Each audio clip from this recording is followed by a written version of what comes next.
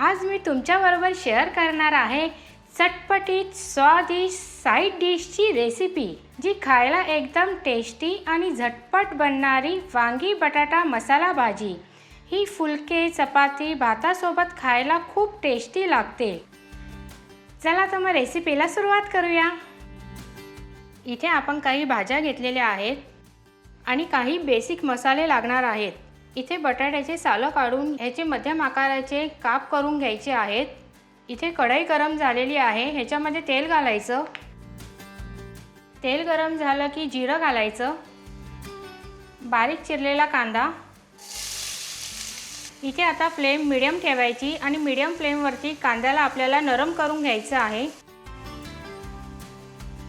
हिरवी मिरची, अद्रक लसूणची पेस्ट, अद्रक लसूणचा कच्चेपणा जाईपर्यंत आपण याला परतून घेणार आहोत। आता आपल्याला ह्याच्यामध्ये बटाटे घालायचे आहेत आणि बटाटे आपल्याला 2 ते 3 मिनिटं तेलामध्ये चांगले परतून घ्यायचे। इथे आपण बटाटे तेलामध्ये चांगले परतून घेतलेले आहेत। आता आपण ह्याच्यामध्ये ड्राय मसाले घालायचे, हिंग, हळद, लाल मिरची, जिरा पूड, धने पूड। हे मसाले सुद्धा आपल्याला तेलामध्ये चांगले परतून घ्यायचे आहेत। आता ह्याच्यामध्ये बारीक चिरलेला टमाटा घालायचा, चवीप्रमाणे मीठ आणि याला चांगलं मिक्स करून घ्यायचं। ह्याच्यामध्ये थोडंसं पाणी घालायचं।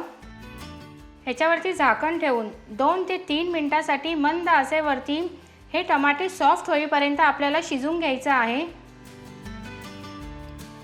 टमाटे इथे छान असे मऊ झालेले आहेत आणि मसाल्याला तेल सुद्धा सुटलेलं आहे। आता आपल्याला ह्याच्यामध्ये वांगी घालायची आहेत। इथे बटाट्याच्या आकारासारखे वांग्यांचे सुद्धा आपण फोडी करून घेतलेले आहेत आणि वांगी सुद्धा या मसाल्यामध्ये चांगले मिक्स करून घ्यायचे।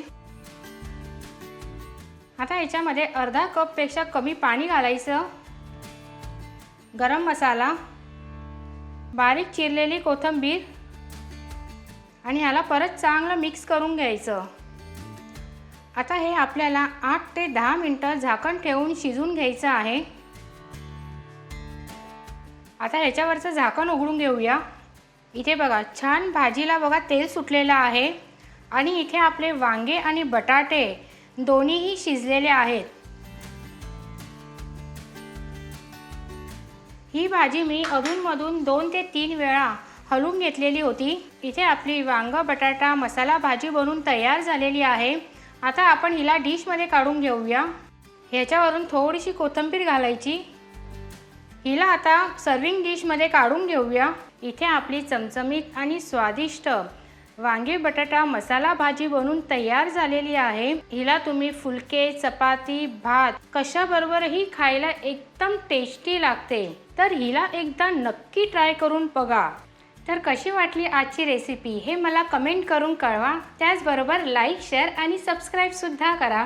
तर रसोईच्या गोडीसोबत बनवत राहा आणि गोडीने खात राहा।